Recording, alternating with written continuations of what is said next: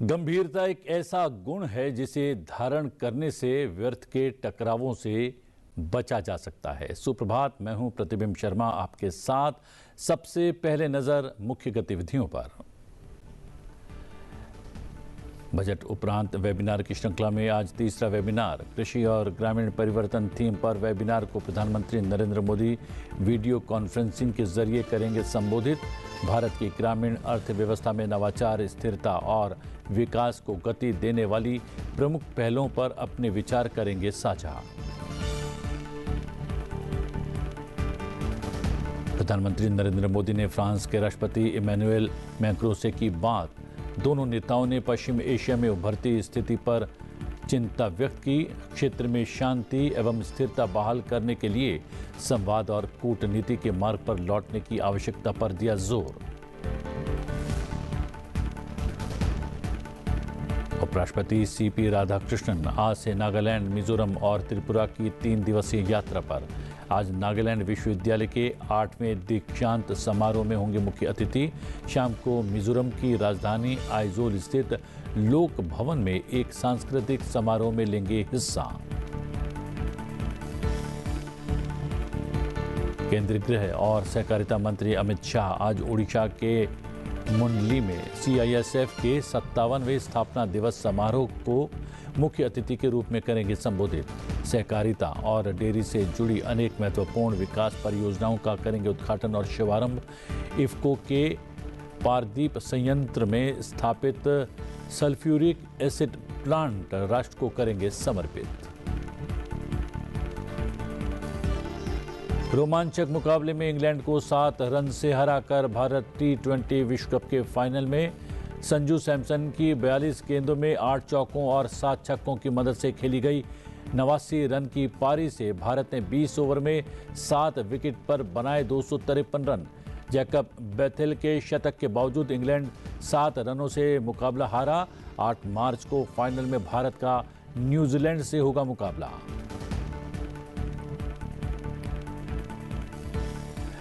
प्रधानमंत्री नरेंद्र मोदी आज सुबह तकरीबन 11:15 बजे वीडियो कॉन्फ्रेंसिंग के माध्यम से कृषि और ग्रामीण रूपांतरण विषय पर बजट उपरांत वेबिनार को संबोधित करेंगे। ये बजट उपरांत वेबिनार श्रृंखला का तीसरा सत्र होगा, जिसका उद्देश्य बजट में घोषित पहलों के प्रभावी क्रियान्वयन पर विभिन्न हितधारकों के साथ चर्चा करना है। वेबिनार में कृषि, पशुपालन, डेयरी, मत्स्य पालन तथा ग्रामीण आजीविका जैसे 4 प्रमुख क्षेत्रों से जुड़े मुद्दों पर विचार विमर्श किया जाएगा। इसके साथ ही उच्च मूल्य वाली कृषि को बढ़ावा देने के लिए काजू, नारियल, चंदन, अगरवुड, बादाम, अखरोट और चिलगोजा जैसी फसलों की संभावनाओं पर भी चर्चा होगी। सत्र के दौरान भारत विस्तार के माध्यम से कृषि क्षेत्र में कृत्रिम बुद्धिमत्ता आधारित डिजिटल अवसंरचना के उपयोग, पशुपालन, मूल्य श्रृंखला में निजी निवेश, मत्स्य पालन के लिए जलाशयों और अमृत सरोवरों के विकास तथा तटीय मत्स्य पालन को मजबूत करने जैसे विषयों पर भी विचार किया जाएगा। इसके अलावा SHE मार्ट्स के जरिए ग्रामीण महिला उद्यमियों के उत्पादों को बाजार उपलब्ध कराने और ग्रामीण अर्थव्यवस्था को मजबूत करने के उपायों पर भी चर्चा की जाएगी। प्रधानमंत्री नरेंद्र मोदी ने गुरुवार को फ्रांस के राष्ट्रपति इमैनुएल मैक्रों से टेलीफोन पर बातचीत की। इस दौरान दोनों नेताओं ने पश्चिम एशिया में उभरती स्थिति पर चिंता व्यक्त की और क्षेत्र में शांति एवं स्थिरता बहाल करने के लिए संवाद और कूटनीति के मार्ग पर लौटने की आवश्यकता पर जोर दिया। प्रधानमंत्री नरेंद्र मोदी ने सोशल मीडिया मंच X पर पोस्ट करते हुए लिखा कि उनकी अपने मित्र और फ्रांस के राष्ट्रपति इमैनुएल मैक्रों के साथ सार्थक बातचीत हुई। उन्होंने कहा कि दोनों नेताओं ने पश्चिम एशिया की बदलती स्थिति पर अपनी साझा चिंताओं और संवाद तथा कूटनीति की दिशा में लौटने की आवश्यकता पर चर्चा की। प्रधानमंत्री नरेंद्र मोदी ने कहा कि भारत और फ्रांस क्षेत्र में शांति और स्थिरता की शीघ्र बहाली के लिए निकटता से संवाद जारी रखेंगे। दोनों देश अपने प्रयासों में समन्वय बनाए रखते हुए स्थिति पर लगातार नजर रखेंगे। प्रधानमंत्री नरेंद्र मोदी ने फिनलैंड के राष्ट्रपति अलेक्जेंडर स्टब के साथ कई क्षेत्रों में द्विपक्षीय सहयोग को मजबूत करने पर चर्चा की। उन्होंने बहुपक्षीय मंचों में सहयोग सहित पारस्परिक हित के क्षेत्रीय और वैश्विक मुद्दों पर भी विचार साझा किए। भारत और फिनलैंड के बीच दिल्ली में पर्यावरण सहयोग, प्रवासन और गतिशील साझेदारी और सांख्यिकी सहित विभिन्न क्षेत्रों में कई समझौतों पर हस्ताक्षर किए गए। संयुक्त बयान में प्रधानमंत्री ने कहा कि आज दुनिया अस्थिरता और अनिश्चितता के दौर से गुजर रही है। उन्होंने कहा कि यूक्रेन से लेकर पश्चिम एशिया तक दुनिया के कई देशों में लगातार संघर्ष जारी है। ऐसे वैश्विक माहौल में भारत और यूरोप के दो प्रमुख राजनयिक शक्तियां अपने संबंधों के स्वर्णिम युग में प्रवेश कर रही हैं। प्रधानमंत्री नरेंद्र मोदी ने कहा कि भारत और फिनलैंड इस बात पर एक मत हैं कि केवल सैन्य संघर्ष से किसी भी मुद्दे का समाधान नहीं हो सकता। दोनों देश संघर्ष को जल्द समाप्त करने के हर प्रयास का समर्थन करते रहेंगे। भारत और फिनलैंड दोनों रूल ऑफ लॉ, डायलॉग और डिप्लोमेसी में विश्वास रखते हैं। हम एक मत है कि केवल मिलिट्री कॉन्फ्लिक्ट से किसी भी मुद्दे का समाधान नहीं निकल सकता। यूक्रेन हो या पश्चिमी एशिया, हम संघर्ष की शीघ्र समाप्ति और शांति के हर प्रयास का समर्थन करते रहेंगे। हम इस बात पर भी सहमत हैं कि बढ़ते हुए ग्लोबल चैलेंजेस के समाधान के लिए ग्लोबल इंस्टीट्यूशंस का रिफॉर्म आवश्यक ही नहीं, अर्जेंट भी है। और आतंकवाद के हर रूप को जड़ से समाप्त करना हमारी साझी प्रतिबद्धता है। प्रधानमंत्री ने कहा कि भारत और यूरोप के बीच बढ़ता सहयोग वैश्विक स्थिरता, विकास और साझा समृद्धि को मजबूत कर रहा है। आज विश्व एक अस्थिरता और अनिश्चितता के दौर से गुजर रहा है। यूक्रेन से लेकर वेस्ट एशिया तक दुनिया के कई हिस्से उसमें संघर्ष की स्थिति बनी हुई है। ऐसे ग्लोबल एनवायरनमेंट में भारत और यूरोप दुनिया की दो बड़ी डिप्लोमेटिक पावर्स अपने संबंधों के सुनहरे दौर में प्रवेश कर रहे हैं। हमारा बढ़ता सहयोग वैश्विक स्थिरता, विकास और साझा समृद्धि को नई मजबूती दे रहा है। इस अवसर पर फिनलैंड के राष्ट्रपति अलेक्जेंडर स्टब ने कहा कि भारत विश्व के सबसे बड़े लोकतंत्रों में से एक है और विश्व की सबसे तेजी से बढ़ती अर्थव्यवस्थाओं में से एक। उन्होंने कहा कि यूरोपीय संघ और भारत के बीच हुए व्यापार समझौते और रणनीतिक साझेदारी का बहुत महत्व है। India obviously is one of the world's largest and most influential countries and the world's largest democracy. And as we have seen, you are now a key strategic partner for Europe. Its importance in foreign and security policy and trade policy is difficult to overstate. You are one of the fastest growing economies in the world that we can witness here every day. And what I really respect about your foreign policy is that you've never been under illusions. You've always based your foreign policy on a pragmatic and realistic worldview. You've showed the rest of the world that strategic caution and safeguarding autonomy means a lot, all the while championing multilateralism and global cooperation. And I believe personally that we should all become a little bit more Indian. The world is changing. We are living through a transition in the global order, and India, together with its friends in the global south, will determine the direction in which this order will go. Finland के राष्ट्रपति Alexander Stubb ने गुरुवार को राष्ट्रपति भवन में राष्ट्रपति द्रौपदी मुर्मू से मुलाकात की। इस दौरान दोनों नेताओं ने भारत फिनलैंड संबंधों और विभिन्न वैश्विक व द्विपक्षीय मुद्दों पर चर्चा की। राष्ट्रपति द्रौपदी मुर्मू ने राष्ट्रपति भवन में फिनलैंड के राष्ट्रपति स्टब का स्वागत किया और उन्हें इस वर्ष के रायसीना डायलॉग में मुख्य अतिथि के रूप में आने पर भारत के लिए गर्व का अवसर बताया। राष्ट्रपति द्रौपदी मुर्मू ने कहा कि भारत फिनलैंड को भरोसेमंद और महत्वपूर्ण साझेदार मानता है। उन्होंने दोनों देशों के संबंधों को शिक्षा, नवाचार, स्वच्छ प्रौद्योगिकी और आर्थिक सहयोग पर आधारित बताया। उन्होंने फिनलैंड की डिजिटल तकनीक और क्वांटम प्रौद्योगिकी से लेकर 6G तक वैश्विक नेतृत्व की सराहना की और कहा कि भारत यूरोपीय संघ मुक्त व्यापार समझौता व्यापार और निवेश को नई गति देगा। राष्ट्रपति द्रौपदी मुर्मू ने सतत विकास, हरित ऊर्जा और लाइफ मिशन के माध्यम से टिकाऊ जीवन शैली पर फिनलैंड के साथ सहयोग की संभावनाओं को भी रेखांकित किया।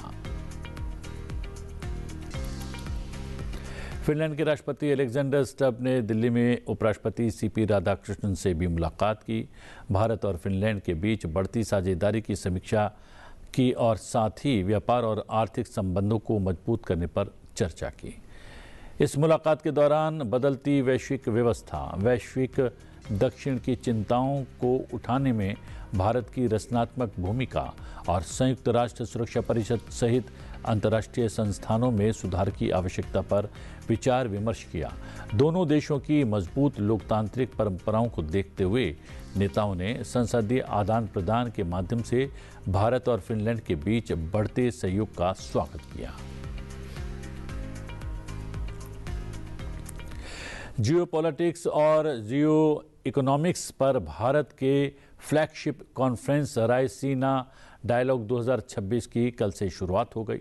उद्घाटन सत्र के मुख्य अतिथि फिनलैंड के राष्ट्रपति अलेक्जेंडर स्टब ने दुनिया के कई हिस्सों में जारी संघर्ष पर चिंता जताते हुए संस्थान और नियमों का सम्मान करने वाले इंटरनेशनल ऑर्डर पर जोर दिया। उन्होंने भारत के संयुक्त राष्ट्र सुरक्षा परिषद में स्थायी सीट का भी समर्थन किया।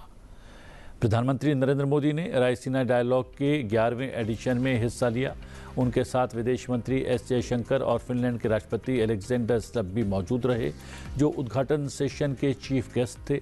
अपने संबोधन में फिनलैंड के राष्ट्रपति अलेक्जेंडर स्टब ने कहा कि आज हम ताकत की राजनीति के दौर में जी रहे हैं।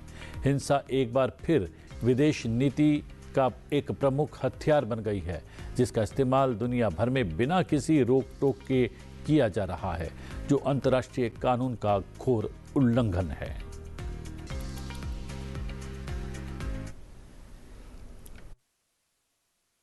The era of a Western-dominated world is over. That's the disruption. This is obvious, but it will take some time to sink in across the West. Nostalgia can give us lessons, but it rarely provides us with solutions. So I think that a good starting point to any analysis is to deal with the world as it is, not with a world that we would wish it to be. So we live in a time of power politics, a time where might seems to make right. Violence has once again become a go-to foreign policy tool used around the world with very little restraint. In Ukraine, Russia is trying to subjugate a sovereign country through a war that is a blatant violation of international law. The way this war will end will have major consequences, not only in Europe, but globally. It is in all of our interests that the outcome does not reward the aggressor. In the Middle East, the events have taken rapid turns. We're now witnessing a regional escalation with countries who were pushing for diplomatic solutions. Finland के राष्ट्रपति ने कहा कि आज दुनिया के अलग अलग हिस्सों में चल रहे संघर्ष धीरे धीरे वैश्विक होते जा रहे हैं। उन्होंने एक ऐसे इंटरनेशनल ऑर्डर की ओर वापस जाने पर जोर दिया जिसमें इंस्टीट्यूशन, नॉर्म्स और नियमों का सम्मान किया जाए। The number of global crises is actually fairly constant. Now, by this, I do not in any which way want to diminish the significance of the increase of the number of local and regional conflicts that we are now witnessing around the world. I'm deeply concerned what we see today in the Middle East, in Sudan, and in Ukraine, just to name a few. My worry, though, is that these conflicts are incrementally becoming global. And my aim today is to try to find a pathway back to an international order in which institutions, norms, and rules are respected. Without a functioning world order, power vacuums will be filled by raw power, rogue behavior, and predatory hegemons. राष्ट्रपति CP Radhakrishnan आज से 3 दिन के उत्तर पूर्वी राज्यों के दौरे पर रहने वाले हैं। इस दौरान वो नागालैंड, मिजोरम और त्रिपुरा की केंद्रीय विश्वविद्यालयों के दीक्षांत समारोह में मुख्य अतिथि के रूप में सम्मिलित होंगे। अपनी यात्रा के पहले दिन उपराष्ट्रपति आज नागालैंड जाएंगे, जहां वो नागालैंड के जुनहेबोटो जिले के लुमामी स्थित नागालैंड यूनिवर्सिटी के 8वें दीक्षांत समारोह में बतौर मुख्य अतिथि सम्मिलित होंगे। इस दौरान उपराष्ट्रपति समारोह को संबोधित भी करेंगे। यात्रा के दूसरे दिन 7 मार्च को उपराष्ट्रपति मिजोरम पहुंचेंगे। यहां उपराष्ट्रपति मिजोरम यूनिवर्सिटी के 20वें दीक्षांत समारोह में मुख्य अतिथि के रूप में शामिल होंगे। विद्यार्थियों को संबोधित करेंगे, मार्गदर्शन करेंगे। दौरे के तीसरे दिन उपराष्ट्रपति त्रिपुरा जाएंगे, जहां वो त्रिपुरा यूनिवर्सिटी के 14वें दीक्षांत समारोह में मुख्य अतिथि के रूप में हिस्सा लेंगे। दीक्षांत समारोह के दौरान उपराष्ट्रपति पात्र विद्यार्थियों को प्रमाण पत्र, डिग्री, स्वर्ण पदक और पीएचडी की उपाधियां प्रदान करेंगे। कार्यक्रम में विभिन्न विभागों के 283 छात्रों को स्वर्ण पदक और 149 शोधार्थियों को पीएचडी की डिग्री दी जाएगी। त्रिपुरा दौरे के दौरान उपराष्ट्रपति सुबह अगरतला के लिचू बगान स्थित अल्बर्ट एक्का वॉर मेमोरियल पर 1971 के युद्ध के शहीदों को श्रद्धांजलि अर्पित करेंगे। उसके बाद दोपहर में उपराष्ट्रपति अगरतला के बाहरी इलाकों में स्थित हपनिया इंटरनेशनल फेयर ग्राउंड का दौरा करेंगे। यहाँ उपराष्ट्रपति स्वयं सहायता समूहों द्वारा लगाए गए स्टॉल्स का निरीक्षण करेंगे और लखपति दीदी समूह की महिलाओं के साथ संवाद करेंगे।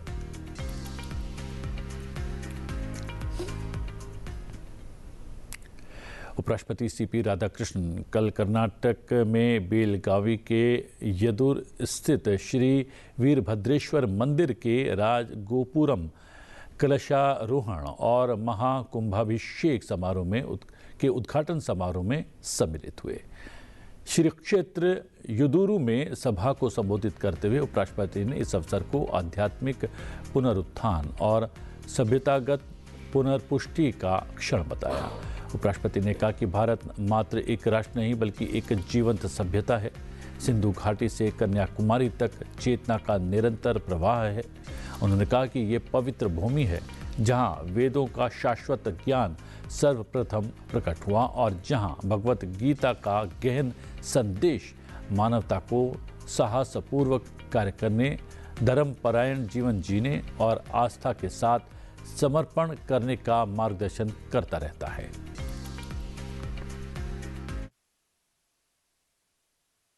No holy work in this world was ever successful without discipline, humility, and the deep respect they have ensured, and the continuity of the daily puja rituals, renovations, and spiritual service. The Vedagama Padasala nurtures hundreds of students every year in Vedas, Agama, Shastras, priesthood and astrology, thereby preserving our ancient knowledge systems.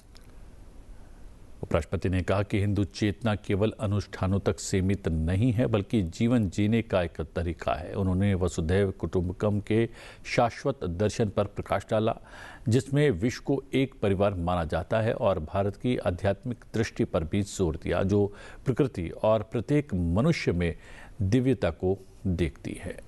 Vision of Vikas B, Virsad B is an emotional and civilizational call by our beloved Prime Minister Sriman Narendra Modi ji.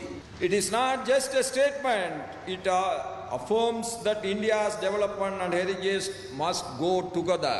Our PM's clear and firm vision that Bharat can be technologically advanced, economically strong, and globally influential while remaining deeply rooted in its civilizational ethos has helped Bharat to reach great heights in the global stage.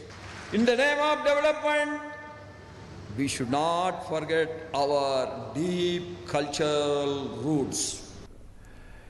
केंद्रीय गृह मंत्री अमित शाह आज ओडिशा के दौरे पर रहेंगे। इस दौरान गृह मंत्री अमित शाह ओडिशा में सीआईएसएफ स्थापना दिवस के समारोह में सम्मिलित होंगे और अन्य कई परियोजनाओं का वहां पर उद्घाटन करेंगे। केंद्रीय गृह मंत्री अमित शाह आज सुबह 10:30 बजे ओडिशा के कटक स्थित मुंडाली में केंद्रीय औद्योगिक सुरक्षा बल सीआईएसएफ के 57वें स्थापना दिवस समारोह में मुख्य अतिथि के रूप में सम्मिलित होंगे। इस दौरान गृह मंत्री समारोह को संबोधित भी करेंगे। इसके बाद गृह मंत्री खुर्दा जिले के जटनी में राष्ट्रीय फॉरेंसिक विज्ञान विश्वविद्यालय एवं केंद्रीय फॉरेंसिक विज्ञान प्रयोगशाला भुवनेश्वर परिसर के लिए भूमि पूजन करेंगे। इसके साथ ही गृह मंत्री वर्चुअल माध्यम से एनएफएसयू ट्रांजिट कैंपस भुवनेश्वर का उद्घाटन करेंगे। शाम को गृह मंत्री भुवनेश्वर के इटको प्रदर्शनी मैदान में नवीन न्याय संहिता प्रदर्शनी का उद्घाटन करेंगे और एक मोबाइल फॉरेंसिक वैन को रवाना करेंगे। इसके साथ साथ सहकारिता एवं अन्य विभागों की कई परियोजनाओं का शिलान्यास और लोकार्पण भी करेंगे। राष्ट्रपति ने पश्चिम बंगाल के राज्यपाल सीवी आनंद बोस का इस्तीफा स्वीकार कर लिया है। इसके साथ ही राष्ट्रपति ने पश्चिम बंगाल सहित कई राज्यों में राज्यपालों और केंद्र शासित प्रदेशों में उपराज्यपालों के पदों पर नई नियुक्तियां भी की है। तमिलनाडु के गवर्नर आर.एन. रवि को पश्चिम बंगाल का राज्यपाल बनाया गया है। केरल के राज्यपाल राजेंद्र विश्वनाथ आर्लेकर को तमिलनाडु के राज्यपाल का अतिरिक्त कार्यभार सौंपा गया है। दिल्ली के उपराज्यपाल विनय कुमार सक्सेना को लद्दाख का लेफ्टिनेंट गवर्नर बनाया गया है। वहीं तरनजीत सिंह संधू को दिल्ली का लेफ्टिनेंट गवर्नर बनाया गया है। महाराष्ट्र की जिम्मेदारी अब जिष्णु देव वर्मा को सौंपी गई है, जो पहले तेलंगाना में थे। उनकी जगह शिव प्रताप शुक्ला को हिमाचल प्रदेश से स्थानांतरित कर तेलंगाना भेजा गया है। लद्दाख के पूर्व एलजी कविंदर गुप्ता अब हिमाचल प्रदेश के राज्यपाल होंगे।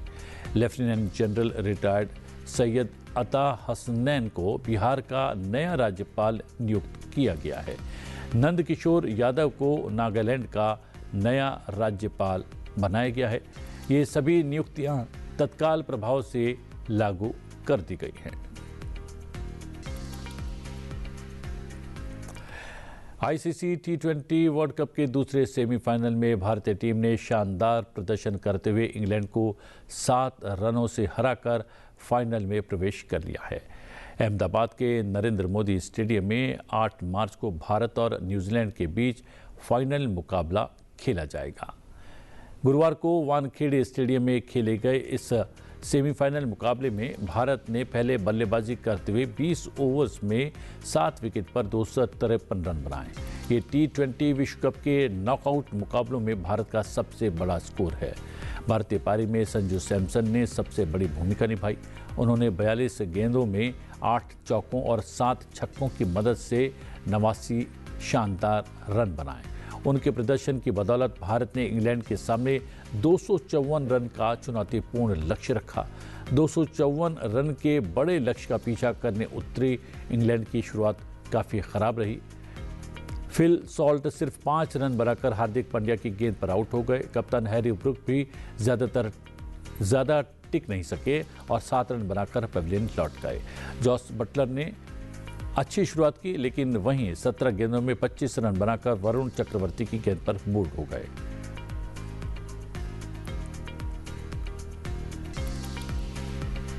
इसके बाद टॉम बैटन ने 5 गेंदों में 17 रन बनाए, लेकिन वो भी जल्द आउट हो गए। 95 रन के स्कोर तक इंग्लैंड के 4 विकेट गिर चुके थे। इसके बाद विल जैक्स और जैकब बेथिल ने पारी संभालने की कोशिश की। दोनों ने 5वें विकेट के लिए 39 गेंदों में 77 रन की साझेदारी की, लेकिन जैक्स 20 गेंदों में 35 रन बनाकर आउट हो गए। जैकब बेथिल का जुझारू पारी खेली और उन्होंने शतक जमाकर इंग्लैंड के लिए जीत की राह खोल दी, लेकिन वो रनआउट हो गए और इंग्लैंड 20 ओवर में 7 विकेट पर 240 रन ही बना सका और 7 रन से सेमीफाइनल का मुकाबला हार गया। अब 8 मार्च रविवार को फाइनल में भारत का मुकाबला न्यूजीलैंड से होगा। मथुरा के बलदेव मंदिर में होली के पारंपरिक उत्सव का आयोजन किया गया। इस अनूठे पर्व का हिस्सा बनने के लिए देश विदेश से हजारों की संख्या में भक्त पहुंचे। चलते चलते आपको छोड़े जाते हैं इसी से जुड़ी कुछ खास तस्वीरों के साथ। मुझे दीजिए आज्ञा, बने रहिए संसद टीवी के साथ। नमस्कार।